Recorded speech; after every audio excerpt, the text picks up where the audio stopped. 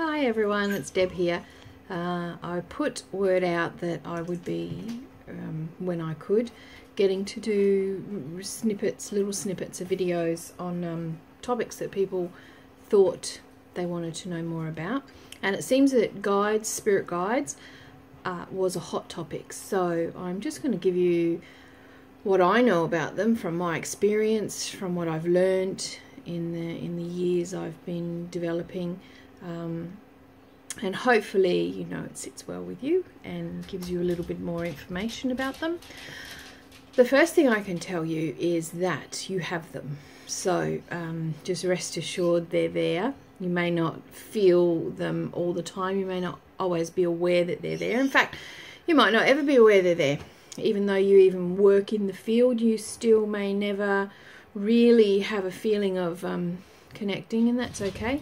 They connect to you, and they know when you are most suitable for receiving information. So they're there regardless. It's not like you can ignore them and they go away, or you don't call them often enough and they get cranky or anything like that. They are part of your journey here.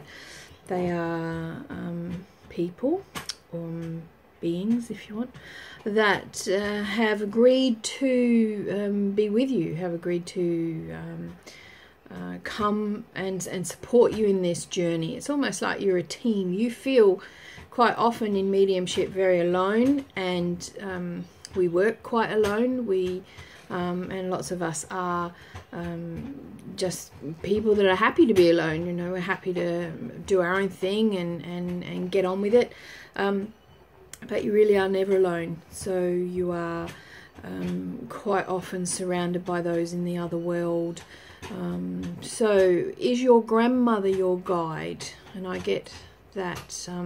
That's a question that lots of people want to know, and some people even, I've seen some people believe. Now, I'm of the belief that Grandma can be a very involved part of your spirit team, for sure. She might have returned home to the other side and not known what you did in life, and got there and found, wow, this is incredible, I'm so proud of you, and I'm interested and I like to be involved. I mean, I know myself, I've got some family members that are super on board.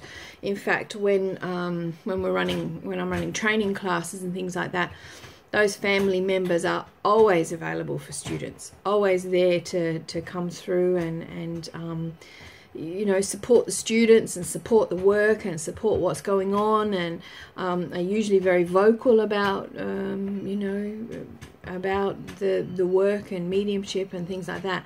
But they're not my guides. That what they are family members that are very interested in my journey, are very supportive of my journey. So even make up part of my team. If you consider yourself with a team of people in the other world that support you and love you and want to push you forward and help you work, then certain family members for sure would be part of that team. Your guide, however, resides almost at a different level. If you're aware of the fabulous Mavis's teachings of worlds within worlds, guides and inspirers are at a different level than your family, and they're a level where they've chosen no longer to return and to live lives here, but more so to inspire and to support those that have chosen.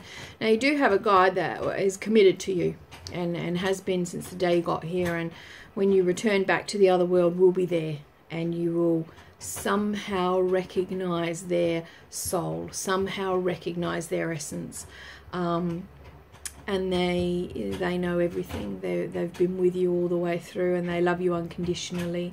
So understand that even though it feels to be a little bit lonely at times, it never is. They're always there, and as quickly as you can think of them, they can gather to be close to you. The responsibility, I guess, really resides in you making yourself available to them.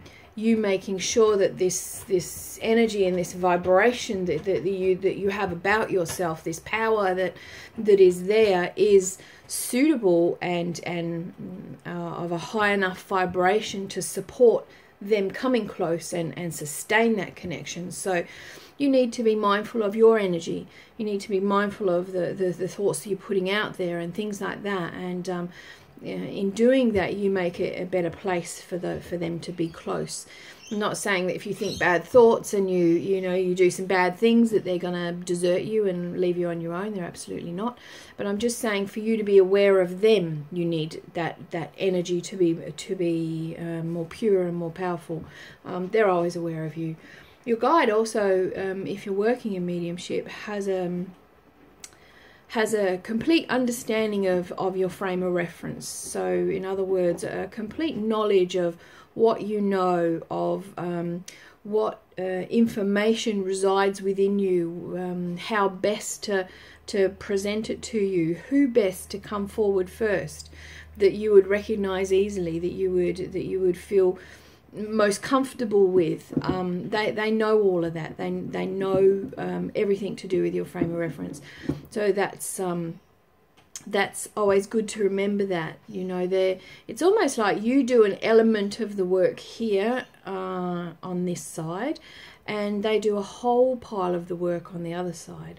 So prior to any readings you do, any demonstrations you do, any work you do, your guides have already got it under control. Your guides have already organized. They know who's coming. They know who's coming through. They know what information is going to be best for you.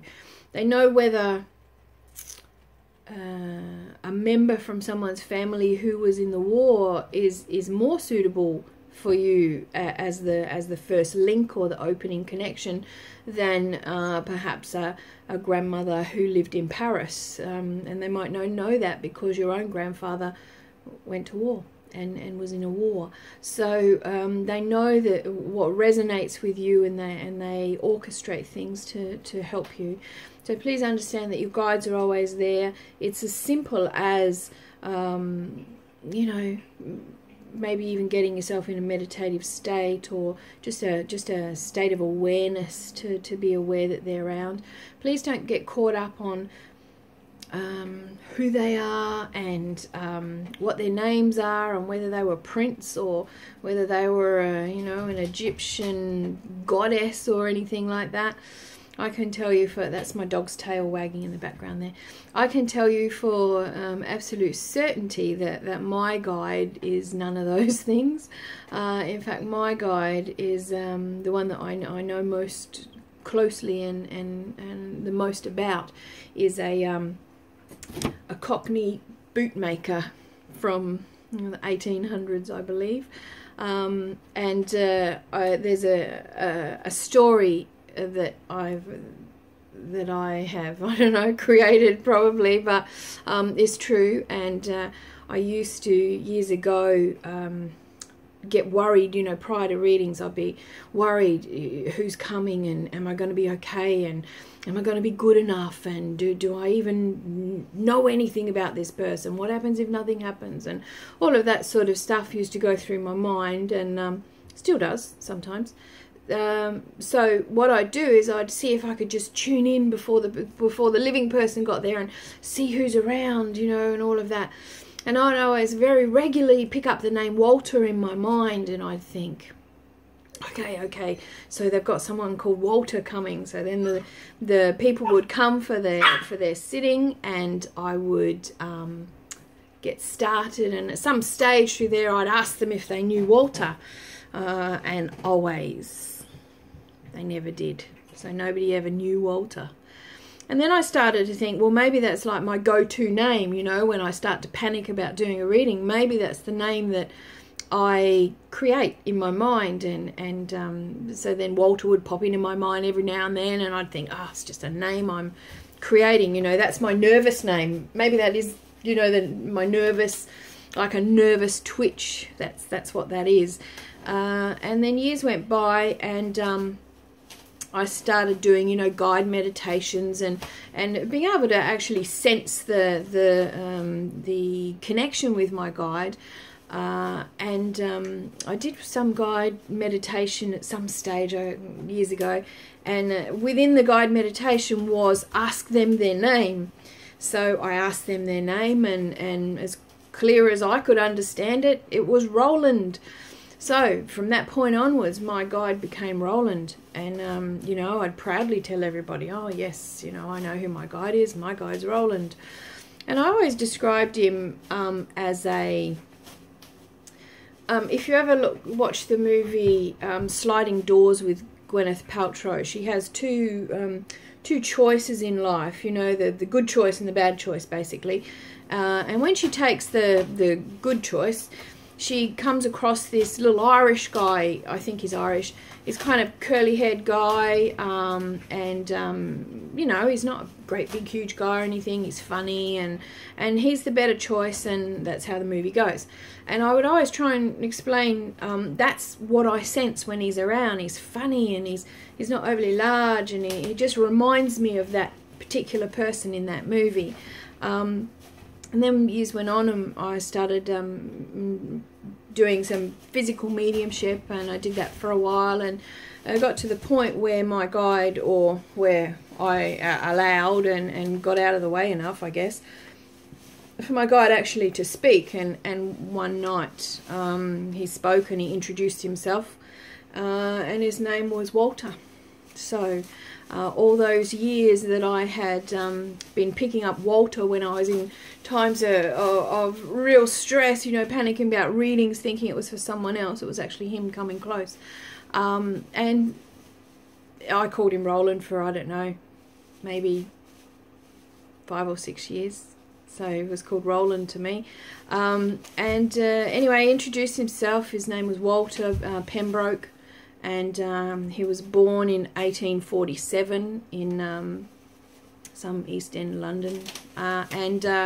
So we were able to actually do some research. So we found, we know that he got married. He had 4 children. He got married around 21. We actually found online some documents of his marriage. He lived where he said he lived. His name was Walter Pembroke. Got married in 1869, I believe.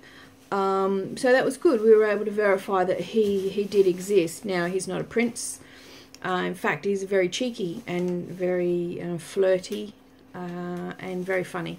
So it's not important. They'll answer to anything. I mean, poor old Walter answered to Roland for I don't know how long. They'll answer to anything. They probably have had many names over the course of, you know, their lives. So please don't get too caught up on guide status, you know, my guide's better than your guide, or, you know, well, my guide's a Egyptian princess, or don't worry about that, you know. I've got the funniest, cheekiest, flirtiest Cockney character you can imagine, and a puppy in the office as well. So that's just one thing to remember. They're there. They support you. They, even if you call them the wrong name, they don't mind. They'll still be there. They'll still work with you. There are others that come and go. Now, there are those at the level of the inspiration and inspirers, and sometimes also maybe even past mediums. You know, the great pioneers and the great mediums of the past might be around you for a little period of time, just as an inspiration, and but they don't belong to you, and they're not yours to claim, and they're not, you know, they're inspirers. They're inspiring. Same as artists and musicians, and the great artists and musicians of the past come close to artists and musicians now, and in moments of sheer inspiration, they're there, inspiring them, inspiring their work, inspiring them forward. But they move, they come and they go, and they come and they go, and they inspire others all across the world. So it's not like you own them or they belong to you or anything like that. But I know that I've had a period of inspiration from past mediums, and I've had, you know, good confirmation of that various ways as well. So understand that Grandma, although a super interested part of your spirit team, can't be your guide, because your guide was with you when you first came here.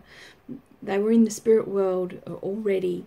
Not meaning that maybe some of your grandmothers weren't in the spirit world when you were born, but your guide is at a different level than that. So your guides are there for help, for guidance, for you know, they're not there to get your car park.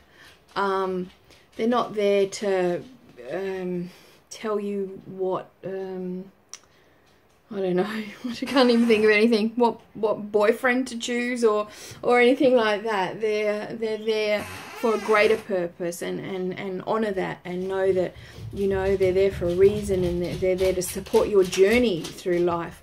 And those that work in this field, they're there to support that for you as well. Sorry, I must explain. I'm babysitting a puppy here at the moment. Which means I currently have 4 dogs in and out of my office.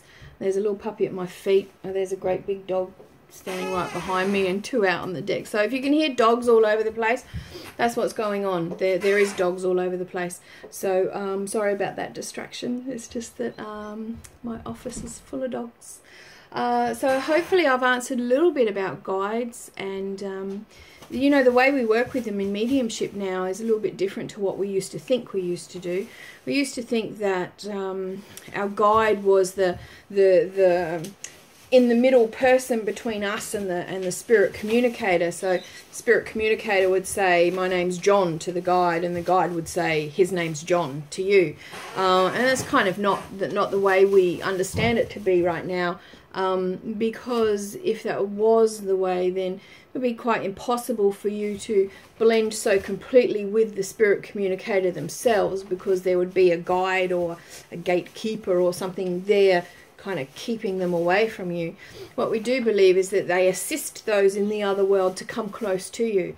They assist those to communicate with you, because they know so much about what you have. Sometimes I like to, just as an exercise, kind of assign my guide something to do. So I might, you know, be working and say to Walter, you know, can you get the name? You know, I'll do everything else. I'll do the best I can do, but if you can drop that name into my mind, then that would be fantastic, and you know, we would work together well there. And it's happened on occasions, you know. It's almost like the name comes in at a different level on your mind as you're working and you're blending and you're communicating with the spirit communicator, and you're knowing everything about them, and you're delivering the information. It's almost like you're being one with them. The name seems to come from somewhere else, and I quite often will ask for additional help like that, and I don't think, you know, I think they're willing to help. So hopefully I've answered whatever questions you had on guides, and you know, is Grandma a guide or things like that. Grandma's there for sure, and super interested. Like I said, I've got a couple that are super interested in the work I do, and forever.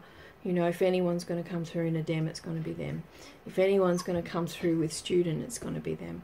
So I know that whenever the mediumship work is being done, they draw close. But I also know that they're not my guides. They've got their lives to continue on with, and they're, you know, they just are an interested member of the team, basically. So hopefully I've answered that, and the dogs didn't bother you too much.